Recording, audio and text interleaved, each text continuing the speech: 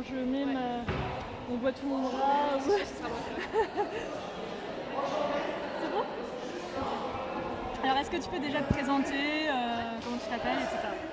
Alors moi je m'appelle Estelle et je suis trésorière de Pink Parcours depuis le début d'année là et je pratique le parcours depuis 2 ans.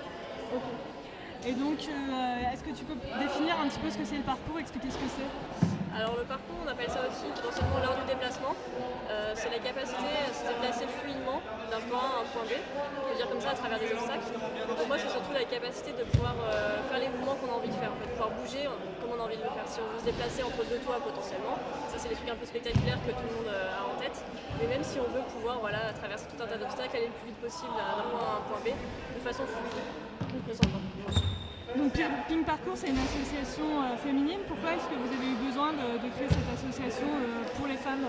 Alors moi je fais pas partie des fondatrices, mais c'est vrai qu'on voit bien que quand on pratique le parcours avec des garçons, on n'a pas les mêmes capacités physiques. Et il y a aussi des choses qu'on fait différemment mentalement, c'est-à-dire que les femmes ont plus tendance à observer, à prendre le temps d'apprendre, à être sûres de leurs mouvements avant de se lancer, alors que les hommes ils ont plus tendance à se lancer et à voir si ça passe. Et surtout ça peut être assez décourageant pour des femmes de pratiquer avec des garçons parce que du coup il y a cette espèce d'écart qui fait que on se sent pas forcément à l'aise ou on se sent un peu nul et du coup on n'a pas forcément envie de recommencer alors qu'on s'amuse. Alors qu'entre femmes ça donne un cadre un peu privilégié où on se sent un peu plus à l'aise pour tester, où on peut mieux comparer son niveau. Et puis pour progresser c'est l'objectif. C'est pas forcément que de rester entre femmes, mais c'est plutôt de donner à des femmes le goût du parcours et la confiance en soi pour après ensuite bouger avec des garçons potentiellement, seules si elles le veulent, comme elles ont envie. Ok. Alors la salle elle est ouverte en janvier, qu'est-ce que ça change de s'entraîner en intérieur? Alors c'est pas mal, c'est vrai que c'est plus motivant quand même parce qu'en plein hiver quand il fait froid comme ça, c'est plus facile de venir bouger dans une salle où il fait bien chaud, où il y a des tapis, etc.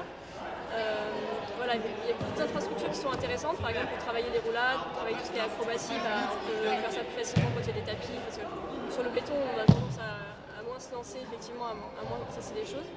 Et puis ça fait aussi, quelque part ça fait aussi un petit peu un lieu où justement plusieurs associations peuvent se retrouver et bouger un petit peu ensemble parce que on va souvent sur ce qu'on appelle les spots, donc les différents endroits un peu connus dans Paris qui sont pratiques pour bouger.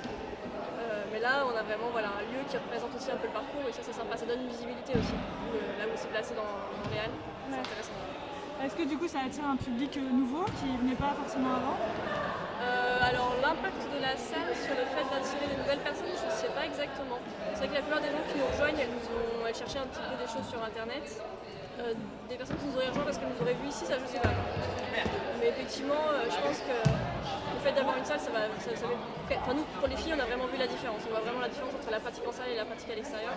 Je pense qu'il y a beaucoup de filles qui se sentent vraiment plus en confiance en salle, qui ensuite vont à l'extérieur, mais qui vraiment viennent au départ parce qu'il y a la salle et du coup elles se sentent vraiment plus en confiance.